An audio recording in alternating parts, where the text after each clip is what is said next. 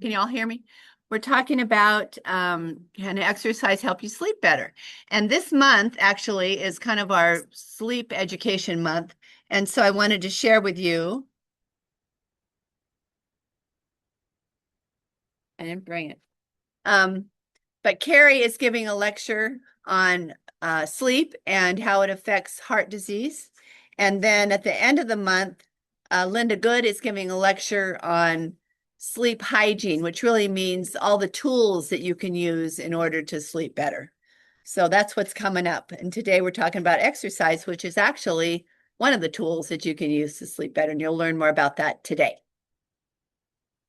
So how did everybody sleep last night? Pretty good. Terrible. When you say terrible, what are your sleep? For 2 hours, you can't come back to bed. Can't go back to sleep. Yeah. So hot. And is that common? In common. 10 years. Anybody else? How'd you Well for 5 hours. slept well for 5 hours, and then you wake up, and then can you go back to sleep after you went? I went to bed. Oh, okay. No. Question. Is that common for you? It was an uncommon night. Yeah. Just can't shut it off. Right. Yeah, the brain's just going. Yeah. Well, Linda Good is going to talk about that. That'll be part of what she'll talk about at the end of the month, how to shut off those ruminating thoughts that we have in the middle of the night. Okay, so kind of a mix here of everybody. Some people slept pretty well and some people not at all. So as we all know, there are many positive benefits of exercise. Exercise just all by itself improves our mood. It's sometimes prescribed for low and moderate depression even without medications because it works so well. It also works for anxiety reduction. It improves our heart health, reduces our chance of dying, helps us not get admitted to the hospital. It helps with managing our weight. And of course, exercise helps us maintain our muscles so that we can continue to walk and go up steps and play with our grandchildren and do all the things that we want to do. Dance on bar tops and stuff like that. Okay, but today we're going to talk about the sleep part and how exercise helps you sleep. So first of all, I kind of asked you guys how you slept, and you mentioned kind of all these things. How do we measure sleep quality? How do we know if we're sleeping well?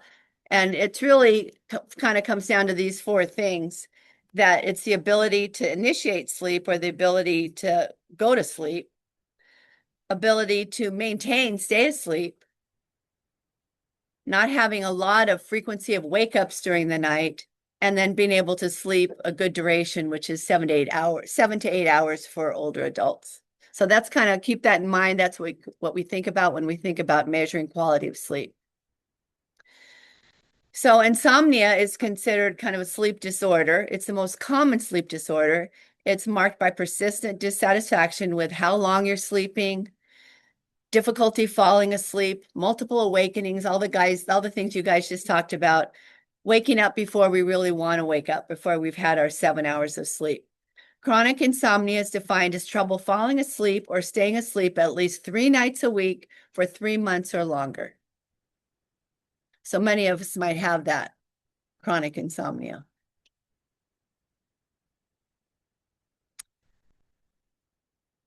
It's more common in older adults, insomnia.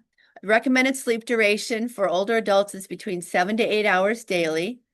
Insomnia is more widespread in older adults. Up to 50% of older adults report symptoms of insomnia. Is that surprising to you guys? No, not surprising to me either. And women over 65 have higher rates of insomnia compared to men. And I looked up to see why, and they felt some of it was even over 65, we still have hormones that are fluctuating. And so the hormone fluctuation can cause us to not sleep well, to have more of those awakenings. And also, they mentioned, and studies report, that women have a higher role in caregiving, either for their spouses, for children, for parents, for friends. And when we do that, we take on what? We take on more anxiety, maybe more of the depression, less time to exercise, less time to do the things that we need to do to take. And pets. Pets can keep you awake. Absolutely, right. Even little ones, because they wake up and want to go out. So, but women especially, have more sleep disorders, and they feel it's because of the caregiving role they play and the hormone fluctuations. Also, these kind of decreased quality of sleep is part of what they call the natural aging process. Sleep can become more fragmented, where we wake up more frequently. Sleep is lighter with less deep sleep and REM sleep. We have increased number of awakenings, and we have reduced total time of sleep. Also, and this is a big part, I put it last, but it's probably the most important part, it can be due to other health conditions. So what are other health conditions that can affect our sleep?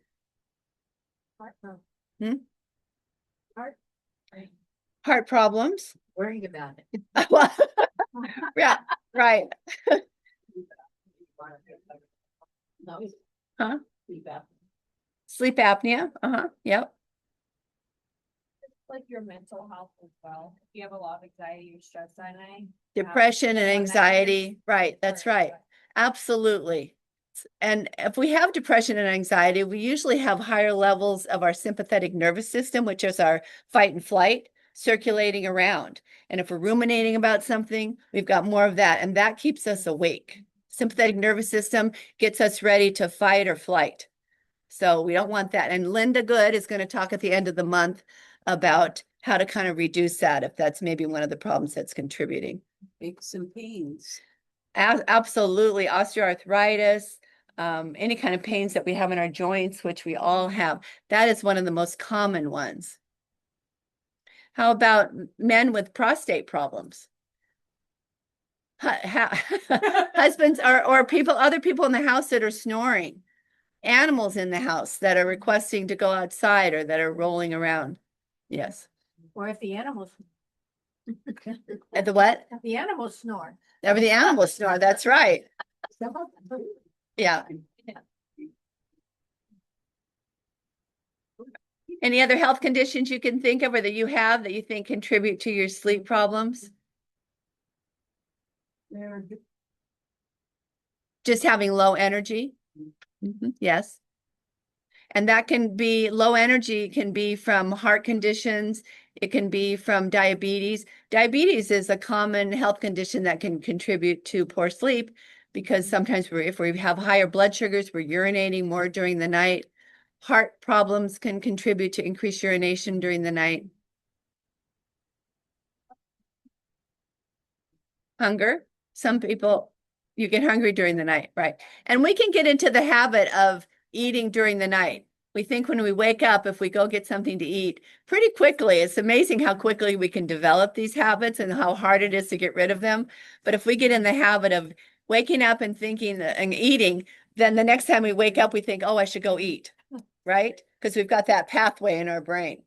So if you don't have that pathway, don't think about it. Don't get that in your brain from this lecture.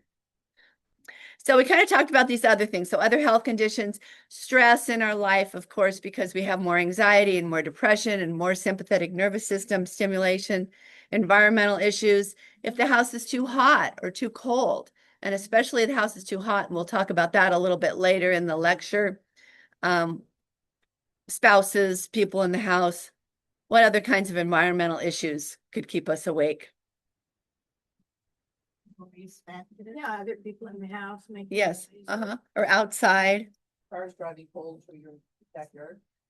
Yeah, cars driving into your fence. Where did that come from? Sometimes the wind is making everything. Yeah, the wind, yeah. If I hear the chimes ringing. Right. Or I don't have really an old house, but it creaks and it makes all these funny noises that keep me awake sometimes.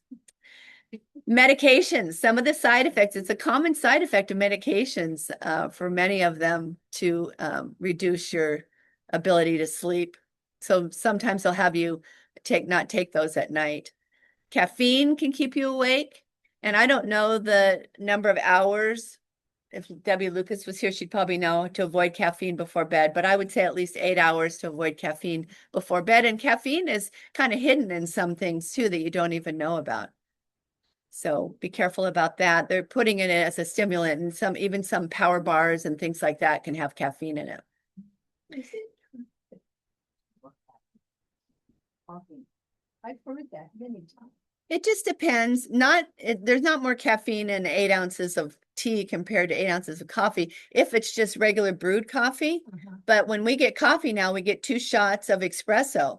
And so, yes, that's way more than the tea. Yeah. So it just depends on the kind of coffee and the kind of tea.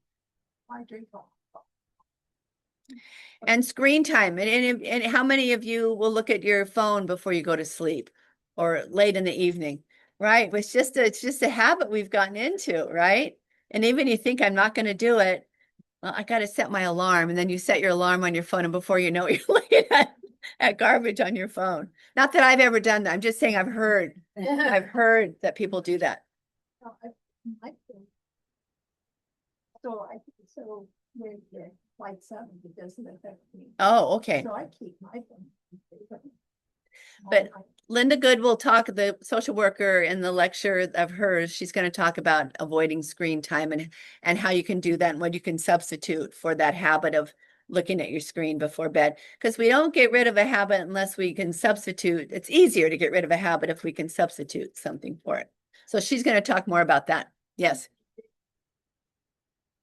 Daytime naps, that's the other thing. As we get older, we get tired earlier. And especially if we've got stuff going on that we've been really busy. And then if we take that nap, it can make it kind of disrupts our circadian rhythm, and it makes it harder for us to go to sleep in the evening. So trying to avoid daytime naps if you can is helpful for nighttime sleep. So can exercise help improve our sleep quality? What do you think? Yeah. Yes. I was always told that don't exercise before bed. Yeah, we're going to talk about that. Yes, we're going to talk about that. Oh. Thanks for bringing that up. You're my plant. So yes, exercise can improve our sleep quality, and we'll talk about that. Which exercise do you think improves your sleep quality? Cardiovascular, aerobic exercise like walking, biking, rowing, and swimming, strength exercise, or Tai Chi? Dancing. Everything. I think all. Yeah. You guys think all of them? No? What do you think?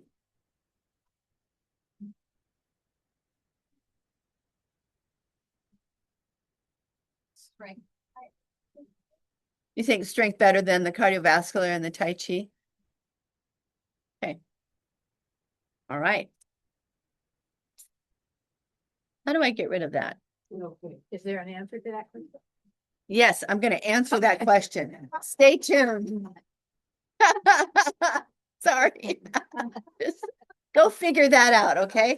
And then come back and share with us.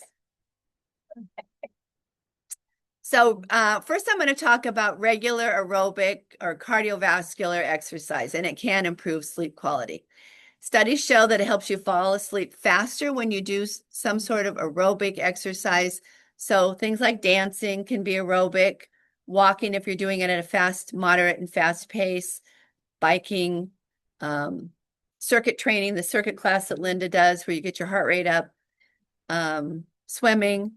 What other things are kind of cardiovascular exercise that you guys do? Yes. Right. Biking? Yeah. I just did like a 3-mile run with like Backyard Run Club, and I was at 6 p.m. and I thought like, oh, I'm gonna go to sleep tonight. Yeah. But it was like 6 and it's around 6:40, and I was staying up pretty late that night. Yeah. I thought I would sleep pretty good, but maybe because the 3 miles was like 6 p.m. We're going to talk about that. Good plan. I got 2 people. Yeah. Right.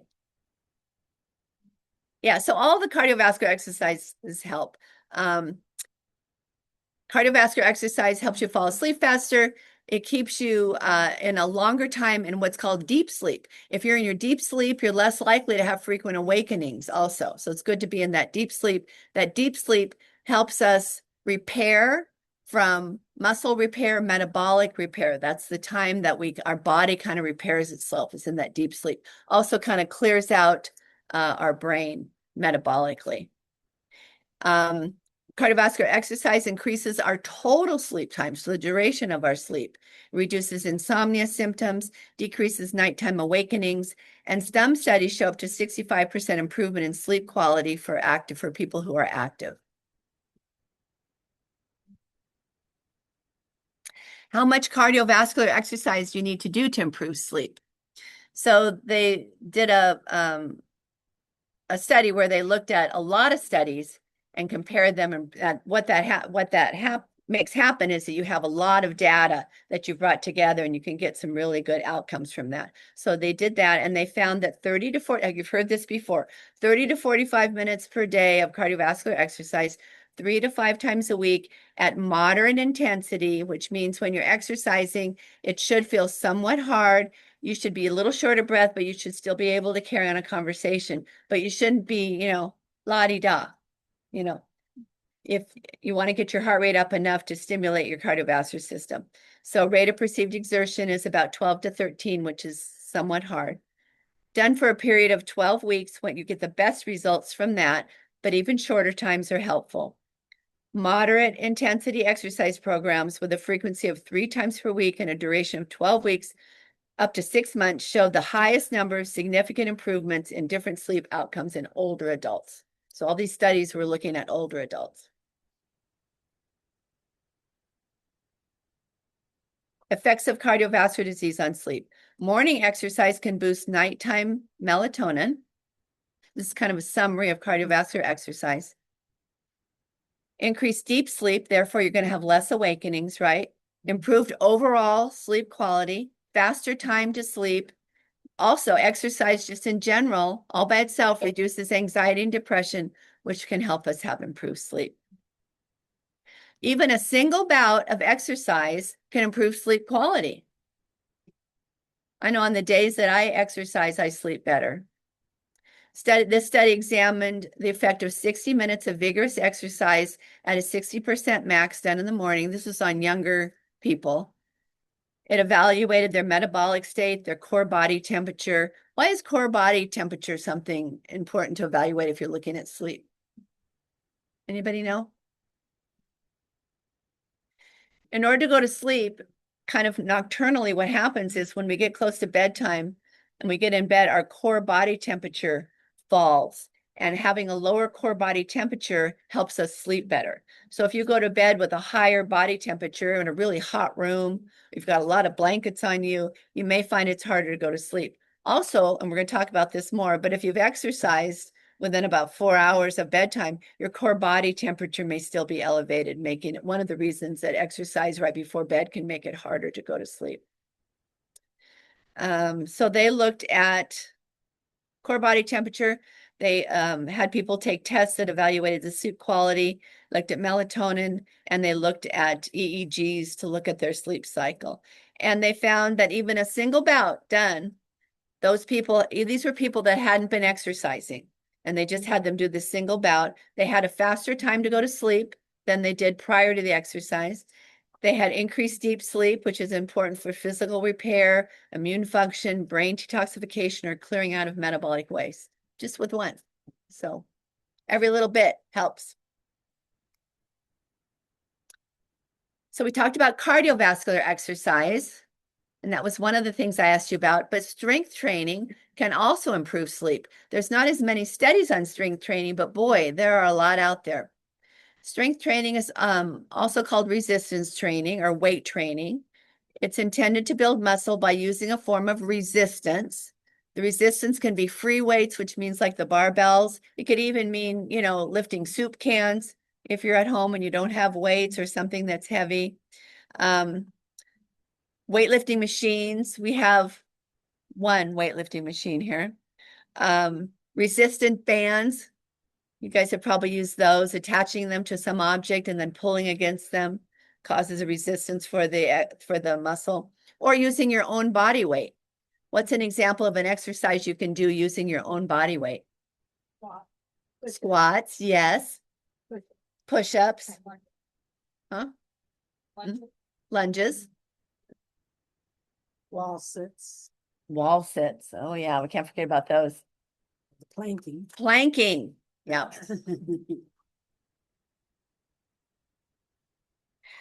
So this studies on strength training in older adults. Studies show that strength training or resistance training significantly improves sleep in older adults and improves overall sleep quality, which includes improved sleep duration, so how long you're sleeping, and improved sleep efficacy, which means looking at how long you're in REM and how long you're in deep sleep and how you're going through that pattern.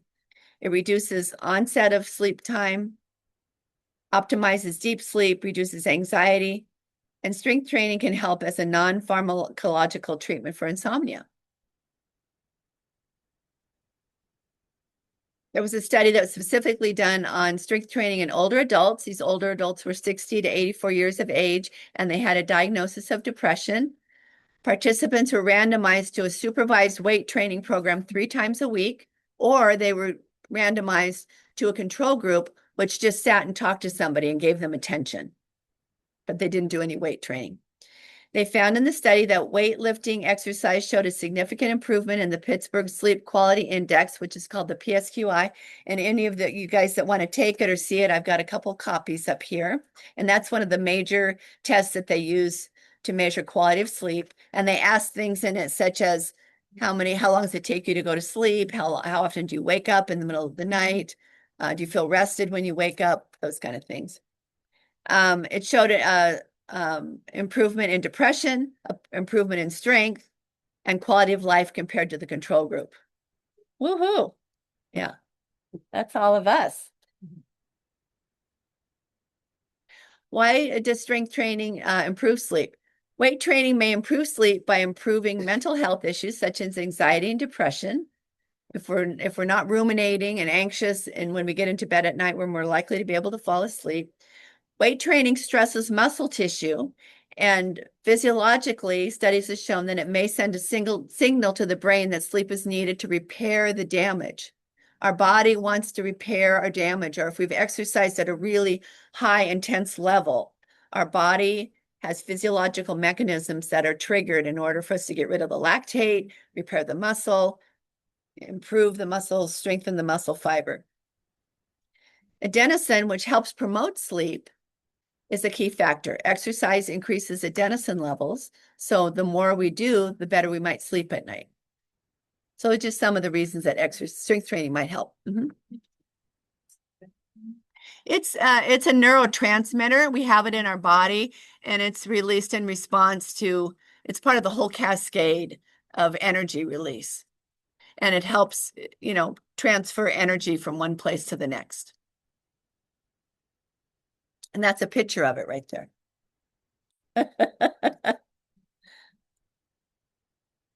Tai Chi, surprisingly, also helps improve sleep quality in healthy adults with chronic conditions. And this was another big systematic review, looked at meta-analysis between many studies looking at this.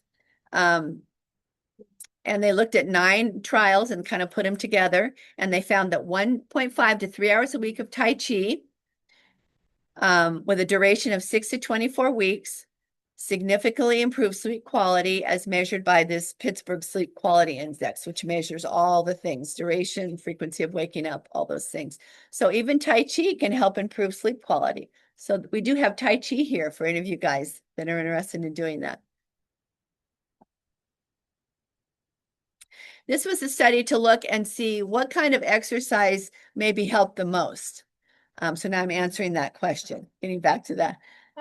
So this was a study called Optimal Exercise Type and Dose to Improve Sleep Quality in Older Adults. It was, once again, a systematic review, meta-analysis. So this was the study where all the numbers came together. 5,005 older adults were included. And they found that exercise in all these 5,000 people was associated with significant improvements in sleep quality as measured by this PSQI, also measured by something called the Insomnia Severity Index, and also another scale called the Parkinson's Disease Sleep Scale. The optimal exercise was combined aerobic and resistance training. How about that? And we offer both of those here. So getting a little bit of strength training in along with your aerobic exercise. Aerobic exercise all by itself improved sleep quality. Resistance training all by itself also improved sleep quality. Walking all by itself, and then yoga all by itself. And it was kind of in that order. So the highest was a combination. The next was aerobic. The next was resistance. The next was walking and yoga. Longer durations at 15 weeks produce the greatest benefits. So you have to be consistent with this to get the greatest benefits. But as I said before, even one bout of exercise is helpful. So when's the best time to exercise to improve sleep? Getting to that. What do you think? Right before bed? Raise your hand. No. And almost see, I mean, before I knew about this, you would think right before bed, you'd think that. You'd think, oh, I'm gonna be so tired, I'm just going to go right to sleep. How about mid-afternoon or morning? No. How about at 2 a.m.? No, no. When you can't sleep. Probably the worst time to do it because it will keep you awake if you exercise at 2 a.m. So timing of exercise. This was a study. They studied the effect of daily cardiovascular exercise in the morning and in the evening. They examined these circadian rhythms, which kind of help us get into deep sleep and help us get into REM sleep. They looked at plasma melatonin. Melatonin is in our bodies and it helps us go to sleep. It's in there naturally. You can also take melatonin, but this is naturally. It looked at heart rate variability, which is a measure of how much sympathetic system you've got circulating. So that's that fight or flight. If you've got a lot of sympathetic nervous system going in your blood, you're going to be ready to fight and flight. So you're not going to be ready to go to sleep. It looked at core body temperature. What did I say about core body temperature? Should it be low or high to help you go to sleep? Low, right. You want it to be low. And this was done on healthy young males, of course, always healthy young males. The authors concluded that exercise earlier in the day versus evening exercise may improve the quality of nighttime sleep. Exercise in the morning or early afternoon caused increased parasympathetic. Parasympathetic is the opposite. It stimulates the vagal nerve, so your heart rate's lower, your blood pressure is lower, you're more relaxed. You're not having a high level of sympathetic nervous system. So if you exercise in the morning or early afternoon, when you exercise, you get a release of sympathetic nervous system, but you also get this additional response from exercise of later in the day, getting more parasympathetic nervous system. So that's one of the reasons that exercise in general is just helpful for cardiovascular disease, because you get more of this parasympathetic nervous system going in your blood. So exercise in the morning or early afternoon causes increased parasympathetic nervous system activity by bedtime. Isn't that cool? Exercising in the evening causes increased sympathetic activity at bedtime. So that's why when you couldn't go to sleep, because you still had sympathetic nervous system You going. need comparison, and not, you said that like relax. That's right. That's right. So instead of exercising 4 hours before bedtime, do some sort of mindfulness activity. That'll get your parasympathetic nervous going. And Linda Good's going to talk about that at the end of the month. They found a bedtime decline of body temperature was interrupted by evening exercise. Because what happens when you exercise? You raise your body temperature. So if you exercise in the evening, you're going to get that interrupted. But it wasn't interrupted by morning exercise. By the time that you got your body temperature had come down, of course, if you exercise in the morning or early afternoon, your body temperatures come down by the time you're ready to go to bed. Is it okay to exercise in the evening? Evening exercise at moderate to high intensity may interfere with quality of nighttime sleep. So you don't want to do 4 hours before bedtime, moderate or intense exercise if your goal is to sleep well at night. Individuals aiming to improve sleep health may benefit from concluding exercise at least 4 hours before sleep onset. Low intensity exercise, they studied this, such as walking at a slow pace, or taking your dog for a walk. Doing some light yoga, stretching can be done before bedtime without affecting sleep quality. So don't feel like you can't go out for a little walk after dinner, or you can't, take your dog for a walk, or you can't do stretching while you're watching television. So light exercise is okay. So if you only remember one thing, and you probably will, because we don't remember most things from a lecture, but if you only remember one thing, remember that both cardiovascular aerobic exercise and strength training significantly improve quality, and they are better together. So do a little bit of strength training in addition to your aerobic. Any questions or comments? Yes. Do you know, like, this, that, like, the research on cherry tart juice as like a natural way to like help you sleep? I've seen like some studies on that. If you just think like natural, like 100% cherry tart juice, it has like naturally melatonin in it. Oh, it does? Yeah, and that's just like a way to like help you. You've seen studies on that? I've seen studies on it, and I know sometimes they, like athletes drink it sometimes. So I don't know if you have. I have not. Diane, I don't know if you've heard of it. Well, Yeah, but there's like something in it. hmm, Like, if there's any way to like help me, but I know there's like sleepy time tea. right. I've tried that. It did not work. It did not do anything for me either. No. Yeah. Yeah. What was that? Good project for you. Yeah. Give us a handout on the foods that contribute to sleep. Yeah. benefit. And the references for them. Yeah.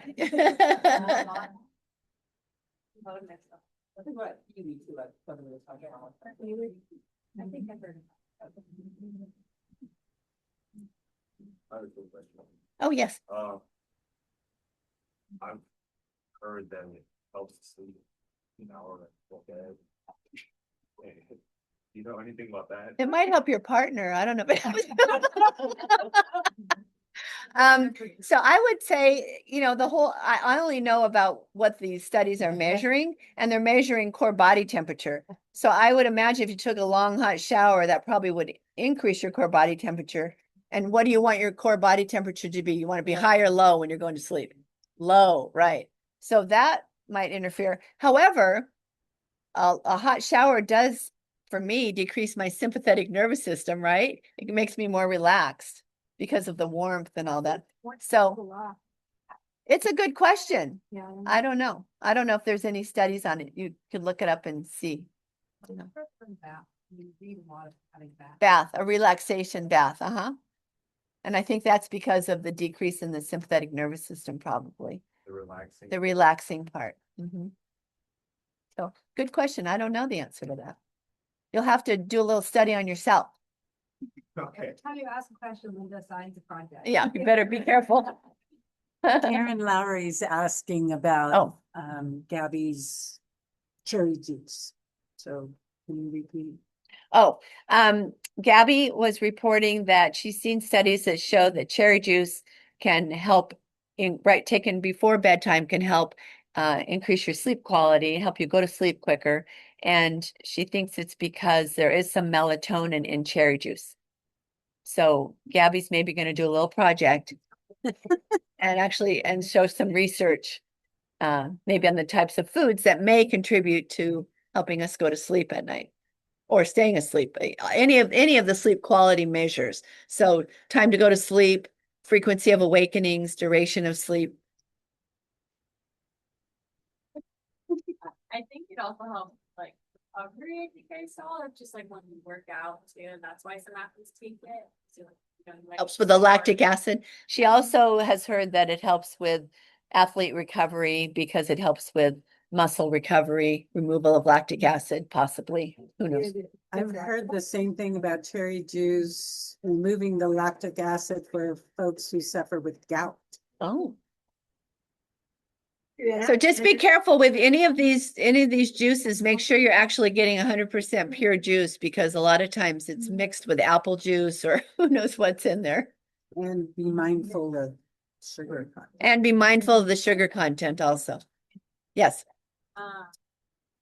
So, do you know any medications that will like affect, your sleep? I'm on a thing for my next 2 years. And I don't know if like, I think it does help a little bit, but I do wake up drowsy. Yeah, Um, that probably does help with sleep, but not necessarily quality sleep. Yeah. Some of those medications can interfere with how you kind of cycle through REM and deep sleep, and you may never get to the real deep sleep. So you may never get to that recovery. And especially for you as an athlete, it sounds like you want the deep sleep really helps with muscle recovery and metabolism recovery. So some of those medications can interfere with that whole thing. Other ones are what's the one for sinus medications like Sudafed?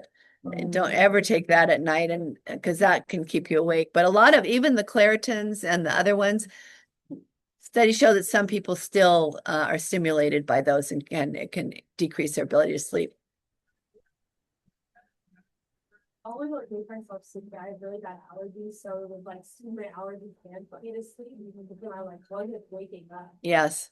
I started taking magnesium beforehand, and I don't know if it's like placebo or something, but that like really helps me to stay asleep and not wake up like drowsy and actually can get out.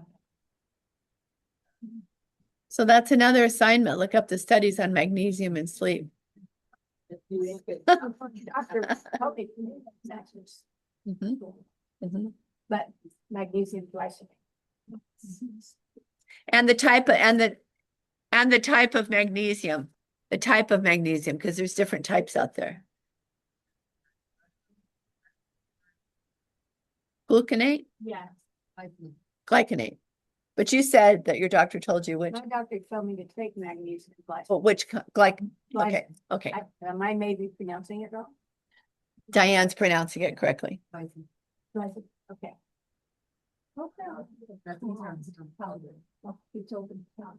I don't know about that. Do you know what's in it?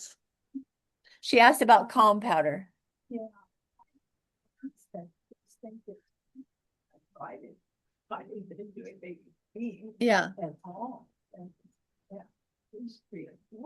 Say it's right. Yeah.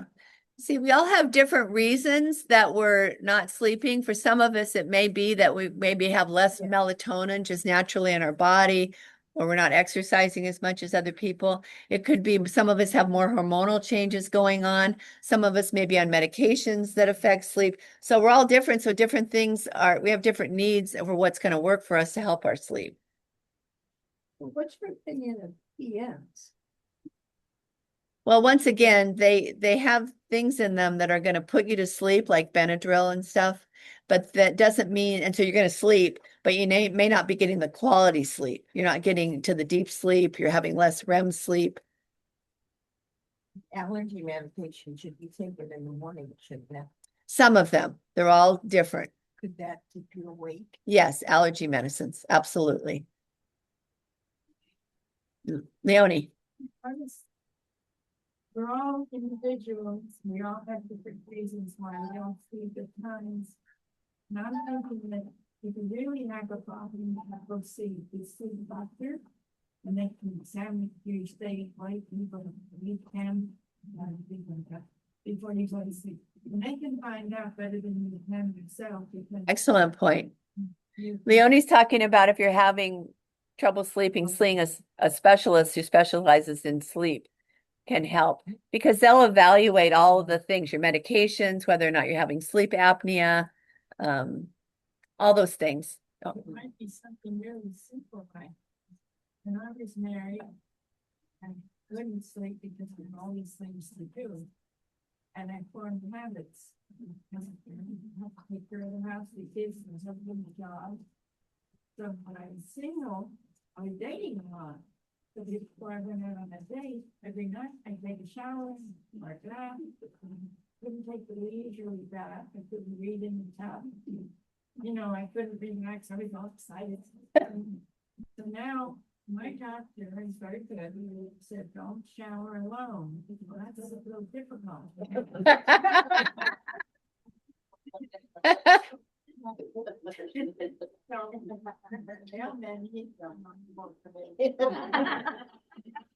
Leonie's saying that she can't shower. It's difficult for her to shower alone. And I don't listen to her all the time, and she said, why do you come here? It's another story. But I know that when I take a shower, I'm going someplace, so. Oh, so kind of get rubbed up. Yeah.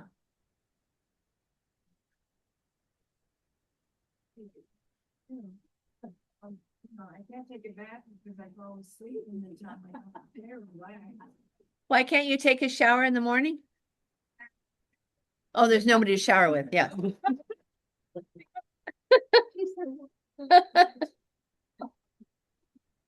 So the summary is Leonie can't figure out when to shower. Yes. John says that the New York Times echoes what you've said today. Oh, thank you, John. John just sent a text saying the New York Times echoed what I said. Yeah, there's an article today, John? Yes, Oh, cool. Article in the New York Times today. I know.